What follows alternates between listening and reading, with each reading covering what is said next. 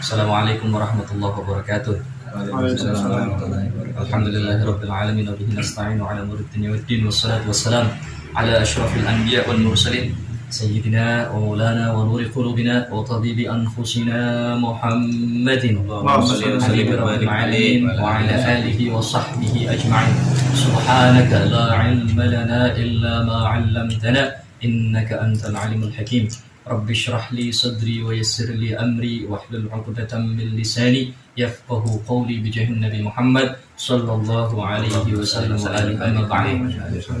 Alhamdulillah, puja-puji syukur kita panjatkan kehadirat Allah Subhanahu wa taala yang telah memberikan kita beribu, berjuta, bertriliun nikmat dan juga anugerah sehingga dalam detik ini Allah masih takdirkan kita untuk terus berada di dalam lingkaran-lingkaran kebaikan.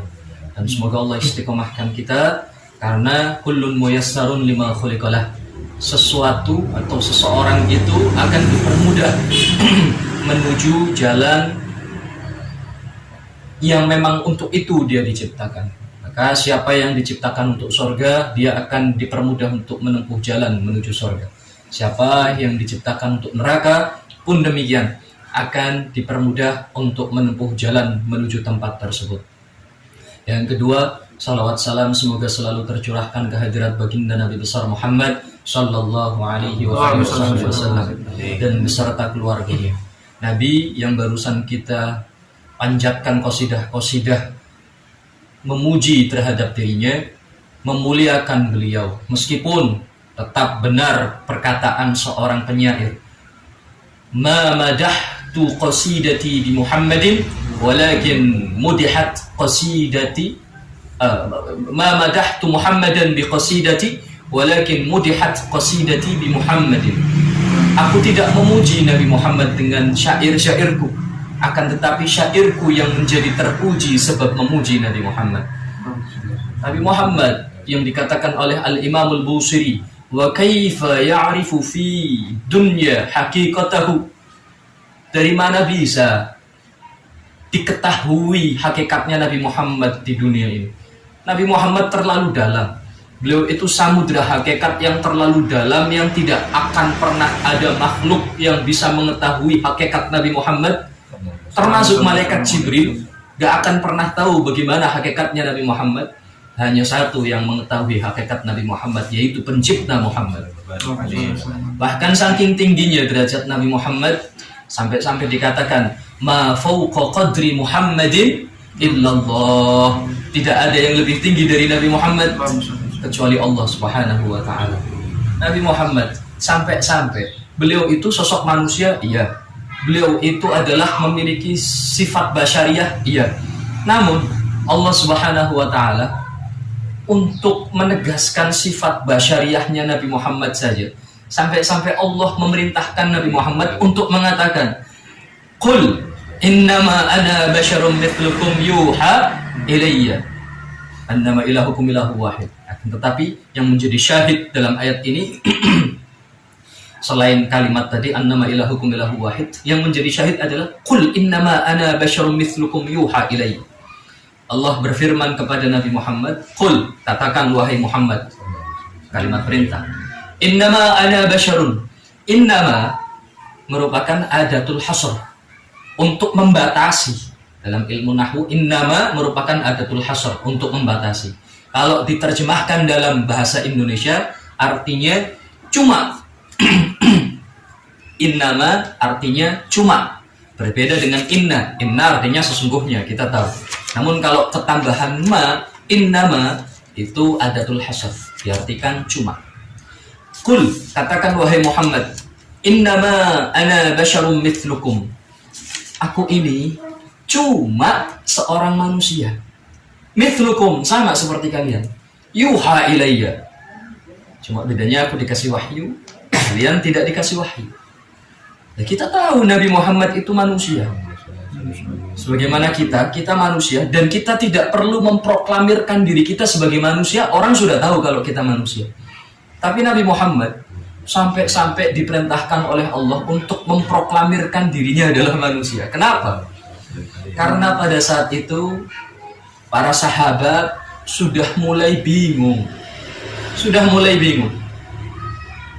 Siapapun yang melihat Nabi Muhammad dengan mata kepalanya sendiri pasti bingung. Keindahan Nabi Muhammad membuat bingung, keajaiban Nabi Muhammad membuat bingung. Fatahayyaratil uqul wal adhan bi ru'yati sayyidina Muhammad. Al-uqul, akal-akal, adhan, otak-otak itu. Bukan otak-otak jajan. Otak manusia. Itu akan bingung ketika melihat Nabi Muhammad. Para sahabat yang melihat langsung mereka bingung. Ini manusia, tapi ketika berkeringat, tetesan keringatnya itu seperti permata yang jatuh di pelipis Nabi. Ini manusia atau bukan? Umumnya manusia ketika mereka berkeringat maka baunya busuk. Akan tetapi Nabi semakin berkeringat semakin wangi. Bahkan keringatnya Nabi dikatakan dalam beberapa riwayat lebih wangi daripada minyak misik. Para sahabat heran, ini manusia atau bukan? Lalu mereka juga melihat ketika Nabi berbicara, ketika Nabi menyampaikan nasihat, ketika Nabi mengeluarkan hadis-hadisnya, keluar dari mulut Nabi cahaya. Mereka bertanya-tanya, ini manusia atau bukan? Begitu pula ketika Nabi sedang berdiri di tengah-tengah padang pasir, diterik matahari yang sangat panas. Ketika orang lain memiliki bayangan, kenapa Nabi tidak memiliki bayangan? Karena cahaya di dalam diri Nabi jauh lebih kuat daripada cahaya matahari itu sendiri. Maka para sahabat yang melihat hal itu, mereka bingung. Ini manusia atau bukan? Juga Nabi itu fa'idha masya faka'annama yanhattu min sabab fayafutu sari'al masyi min ghairi sabab. Nabi itu kalau berjalan seperti berjalan dari atas ke bawah, padahal buminya datar. Berjalan dari atas ke bawah cepat. Kayak bumi ini menurun untuk Nabi Muhammad. Sehingga para sahabat untuk mengimbangi jalannya Nabi, mereka itu harus berjalan lebih cepat. Padahal Nabi jalannya biasa. Fa idza masya fa ka'annama yanhattu min khabat fa yafutu sari'an masyi min ghairi sabab. Itu jalannya Nabi Muhammad. Cara berjalannya saja kayak bumi menurun untuk Nabi Muhammad. Mereka bingung. Ini manusia atau bukan? Nabi itu tingginya standar. Tidak terlalu tinggi, wala bi aqsaril jisim, dan juga tidak pendek. Tingginya Nabi itu standar. Akan tetapi Nabi, kalau ada orang yang sangat tinggi berjejer dengan Nabi, maka dia akan lebih pendek, lebih rendah dari Nabi. Ketika mereka berpisah, orang ini tinggi. Kayak Allah ingin menunjukkan kepada siapapun, ini makhlukku yang paling tinggi derajat. Sampai-sampai kalau ada orang yang sangat tinggi jejer dengan Nabi, dia akan lebih pendek dari Nabi. Para sahabat yang melihat ini bingung. Ini manusia apa bukan? Banyak sekali kebingungan yang ada dalam diri Nabi. Termasuk para sahabat ketika mereka meriwayatkan bagaimana tata cara Nabi berwudu, dijelaskan kepada tabi'in. Tabi'in itu kelompok manusia generasi yang tidak menjumpai Nabi Muhammad. Jadi yang mereka itu tidak menjumpai Nabi Muhammad, tahu kabar ilmu tentang Nabi Muhammad ya lewat para sahabat yang melihat langsung dan menangi Nabi Muhammad, menjumpai masa hidup Nabi. Para sahabat, beberapa di antara sahabat menceritakan bagaimana wudhunya Nabi. Nabi itu berwudhu, wudhu yang sempurna, berkumur 3 kali, istinsyaq 3 kali, tangan sampai siku masing-masing 3 kali, didahului dengan kanan, semuanya diceritakan. Sebagaimana wudhu yang sekarang kita ketahui, itu wudhu Nabi secara sempurna. Tabi'in yang mendengar itu,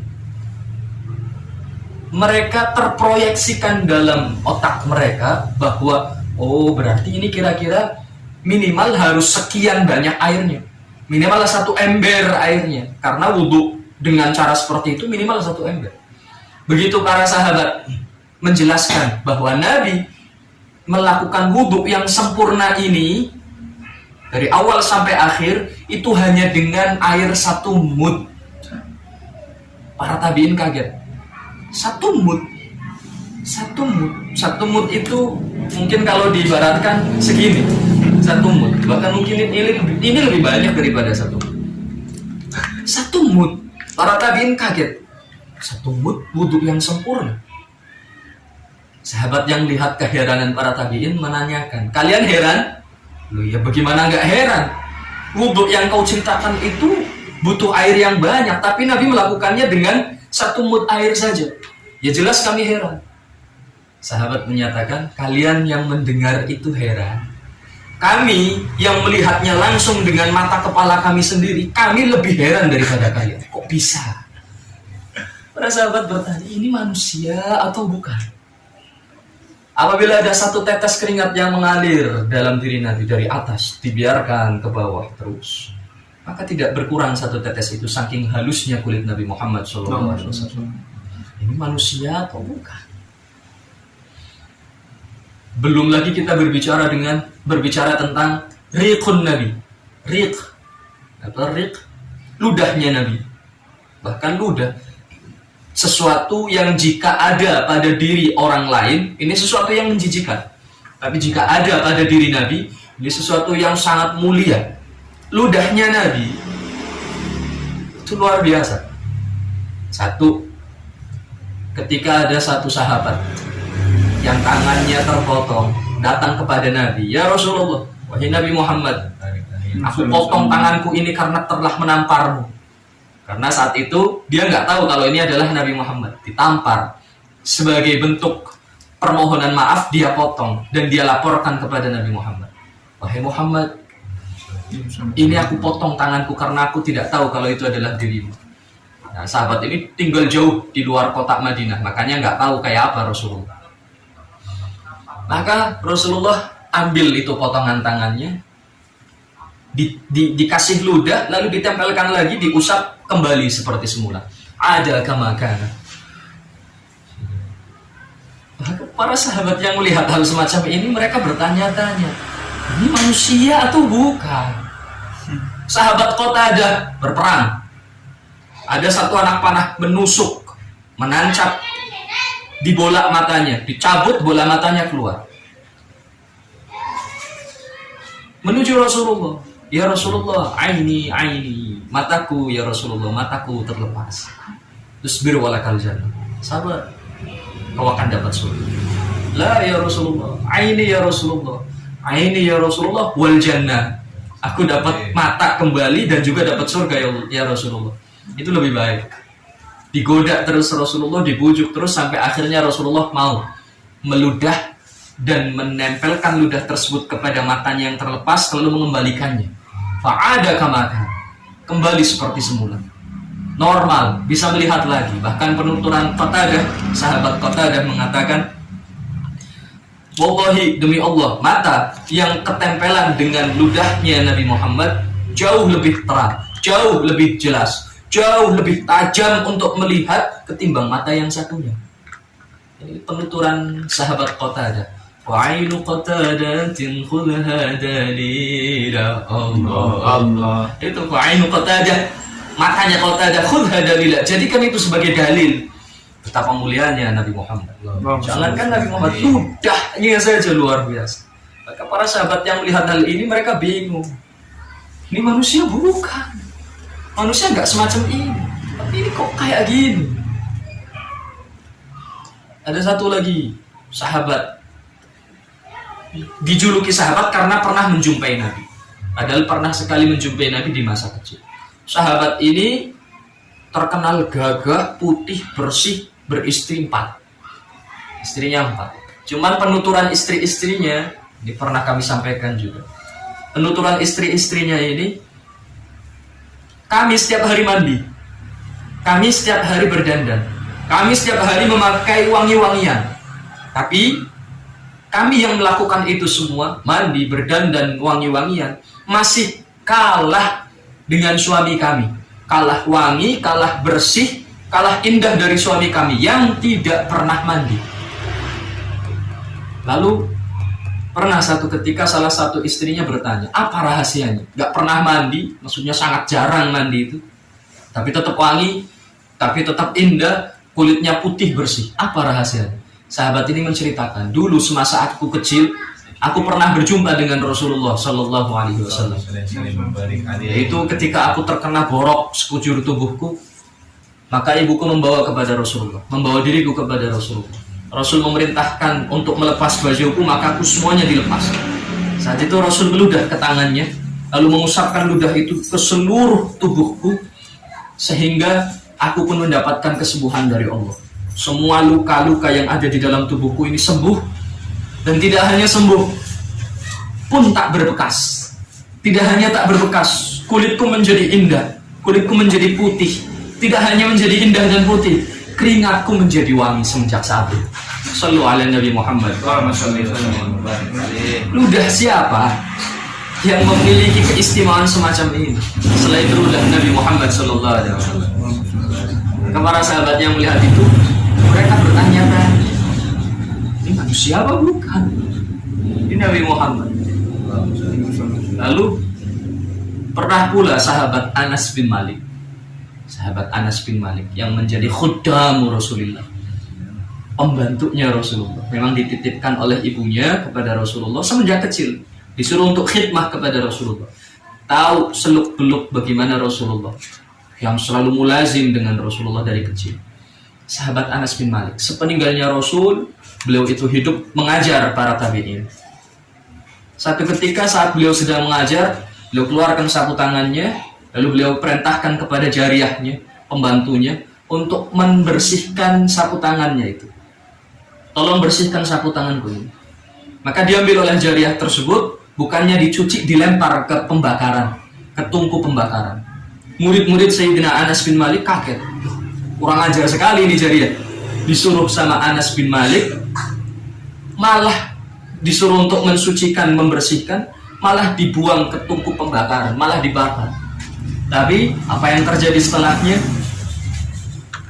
Jariyah ini ngambil kayu atau sesuatu benda yang panjang, lalu diambil mindilnya, sapu tangannya, itu masih utuh, malah menjadi bersih. Yang terbakar dari sapu tangannya itu adalah kotoran yang menempel dalam sapu tangan tersebut.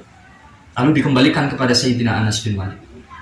Murid-muridnya keheranan, kok bisa sapu tangan dibakar, bukannya terbakar, malah menjadi bersih. Yang terbakar hanya kotoran yang menempel di sapu tangan tersebut.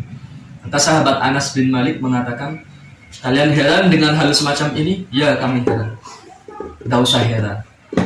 Bagaimana mungkin sapu tangan ini dilahap oleh api, sedangkan dulu sapu tangan ini adalah milik Rasulullah yang beliau biasa gunakan untuk membasuh, mengusap wajah beliau. Maka api beradab dengan sapu tangan yang bertempelan dengan wajah Nabi Muhammad SAW. Manusia mana yang sapu tangan bertempelan dengan wajahnya saja, api tidak mau menyentuhnya? Ini manusia atau bukan? Ketika sudah berkumpul semua keheranan dalam diri para sahabat, sampai iskal dalam hati mereka, meragukan sisi kemanusiaan Nabi, karena nggak mungkin ada manusia semacam ini, ragu. Maka saat itu Allah perintahkan kepada Nabi Muhammad, Qul, katakanlah wahai Muhammad, katakan kepada mereka itu yang ragu bahwa engkau ini malaikat, bahwa engkau ini manusia. Ragu mereka menyangka kalau engkau ini malaikat, karena mereka berpikir dengan logika mereka nggak ada manusia semacam dirimu. Katakan pada mereka yang mulai ragu itu, innama ana basyarum mithlukum, saya ini cuma manusia biasa, sama seperti kalian. Tutup itu.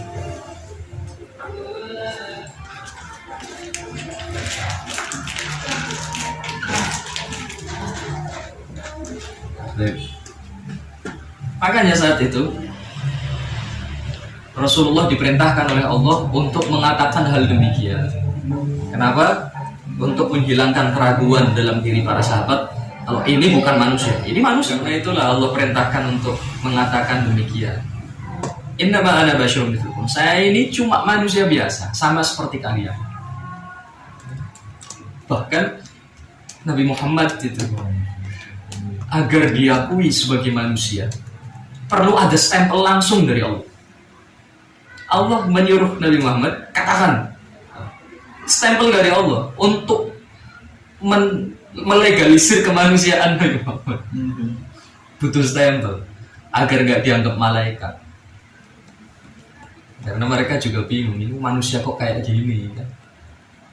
Nah, yang aneh itu orang-orang sekarang, beberapa orang yang belajar mengatakan kembali kepada Al-Quran dan hadis, kembali kepada Al-Quran dan hadis. Buat apa dengarkan perkataan ulama? Ulama bisa salah. Kembali kepada Quran dan hadis. Ternyata mereka maksudnya kembali kepada Quran dan hadis, maksudnya kembali ke terjemahan Al-Quran dan hadis. Disuruh baca Al-Quran aja nggak paham kan? Al-Quran yang plong-plongan nggak ada terjemahannya, coba jelaskan, coba tafsirnya bagaimana, nggak paham. Jangan yang ini dong, yang ada terjemahnya. Kayak kembali ke Quran apa terjemahan Quran? Mereka belajar dengan terjemahan Al-Quran, mengatakan, oh Nabi Muhammad kan manusia biasa. Buat apa dipuji dengan sebegitu luar biasanya? Buat apa berdiri untuk menghormati Nabi Muhammad? Buat apa pakai kata Sayyidina untuk Nabi Muhammad? Toh cuma manusia biasa. Mereka nggak tahu khalfiyat, latar belakang kenapa ayat ini turun. Mereka tahunya cuma dari ayat. Ini repot kalau cuma belajar dari ayat, lalu dari terjemahan Al-Quran, nggak ngerti asbabun nuzul, nggak ngerti tafsir Quran, nggak ngerti bahasa Arab. Ya Allah, ngaji. Jangan remehkan perkataan para ulama. Mereka yang jauh lebih kompeten untuk memahami Al-Quran dan hadis. Ya Allah. Jangan sampai lisan umat Nabi Muhammad berkata yang tidak pantas tentang Nabi Muhammad. Karena sesuatu yang ada dalam diri Nabi Muhammad semuanya itu mulia. Bahkan dikatakan oleh Imam Suyuti, man qala Umaymatan Nabi. Umaymah bukan imamah, tasghir, mengecilkan, merendahkan. Siapa yang bilang Umaymahnya Nabi? Umaymah itu untuk merendahkan, untuk mengecilkan. Imamahnya Nabi dikatakan Umaymatun Nabi. Imamahnya Nabi. Apa itu? Atau mengatakan imamahnya Nabi kotor.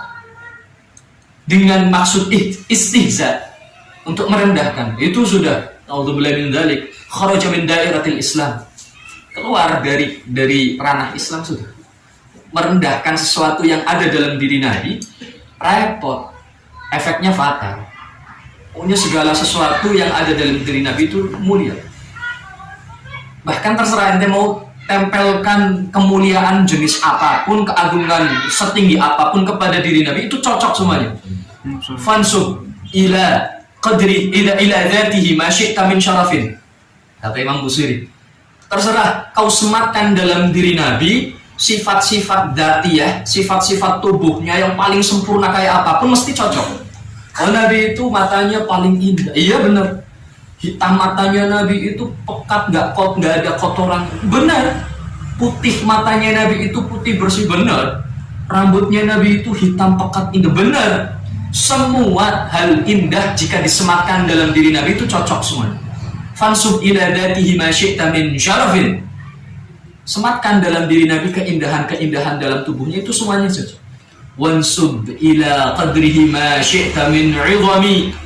Dan sematkan dalam derajat Nabi, sematkan pada kedudukan Nabi, setinggi apapun mesti cocok. Karena ma fawqa qadri Muhammadin illallah. Tidak ada yang lebih tinggi dari Nabi Muhammad selain Allah. Ini Nabi Muhammad.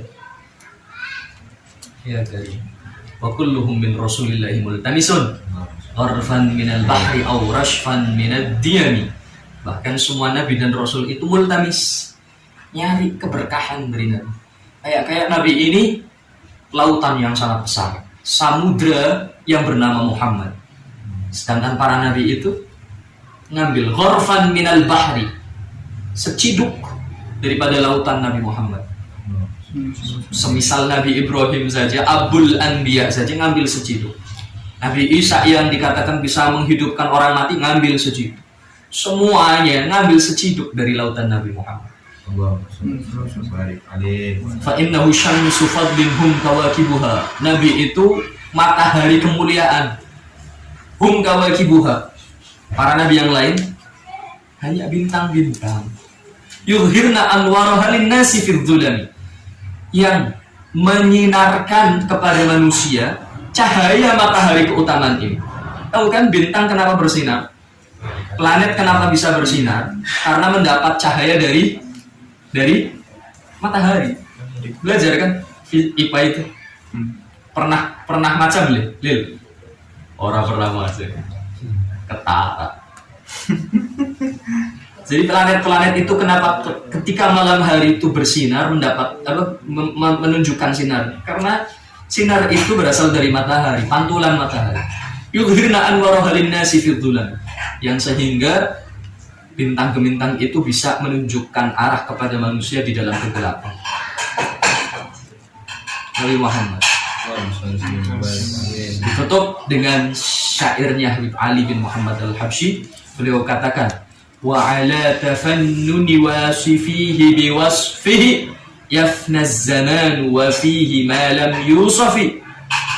Jikalau seluruh ulama dikumpulkan untuk menulis kemuliaan Nabi, ranting jadi pulpen, lautan jadi tinta, yafna az-zaman wa fihi ma lam yusafi, maka sampai kiamat datang mereka belum selesai nulis, padahal kemuliaan Nabi masih banyak yang belum tertulis. Mahakadha minni. Wassalamualaikum warahmatullahi wabarakatuh. Waalaikumsalam warahmatullahi wabarakatuh.